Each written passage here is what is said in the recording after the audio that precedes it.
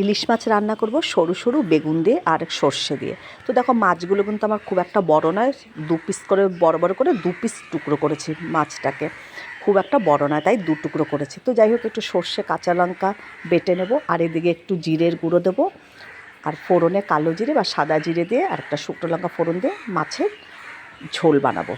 আর ঝোলটা একটু হালকা পাতলা করেই বানাবো সর্ষে দিয়ে। তো যাই হোক, মাছগুলো দেখো একে একে করে ভেজে নিচ্ছি। মাছ ভাজার পর ওই তেলে দেখো গোটা জিরে আর শুকনো লঙ্কা দিয়ে দিলাম। ফোড়নটা হয়ে গেলে পরে আমি ওই যে সরু সরু বেগুনগুলো কেটে রেখেছি সেগুলো এর মধ্যে দিয়ে একটু ভেজে নেব। বেগুনটা ভাজার সময় কিন্তু একটু নুন আর হলুদ দিয়ে ভাজবো।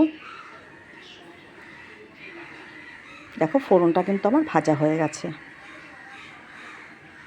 এবার আমি বেগুনগুলো দিয়ে দিলাম, আর এই সরু সরু বেগুনগুলো কিন্তু খেতে খারাপ লাগে না, ভালোই লাগে খেতে।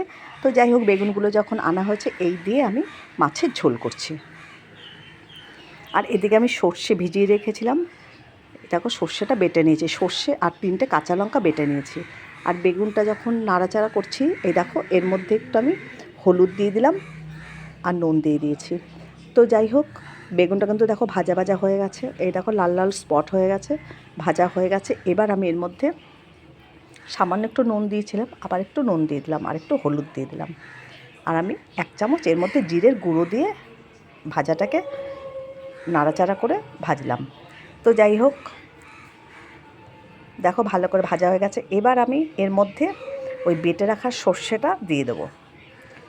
বেগুনটা কিন্তু খুব সুন্দর করে ভেজে নিয়েছে, এই যে বেটে রাখা সর্ষেটা দিয়ে দিলাম।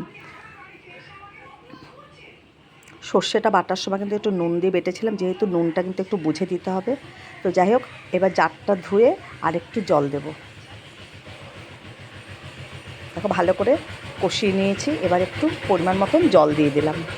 এবার এই ঝোলটা ফুটে উঠলেই এবার আমি মাছগুলো সব এর মধ্যে দিয়ে দেবো। তো দেখো ঝোলটা কিন্তু সামান্য একটু ওপর দিয়ে আমি চিনি দিয়েছি, এই দেখো এর থেকে আর বেশি ঝোল দেবো না। এবার ঝোলটা ফোটা শুরু করছে, এবার মাছগুলো সব ঢেলে দিলাম।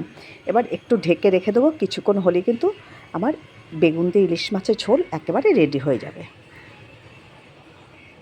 দেখো এই যে, আর একদম ঘন ঘন বেশি করি না, আর ওপর থেকে 3টে কাঁচা লঙ্কা দিয়ে দিলাম। একটু পাতলা পাতলাই ঝোলটা রাখবো আমি। এ দেখো ঝোল কিন্তু আমার একেবারে হয়ে গেছে। এবার ঢেকে দিলাম, 2 মিনিট পরে আমি এটাকে বন্ধ করে দিয়ে দেবো।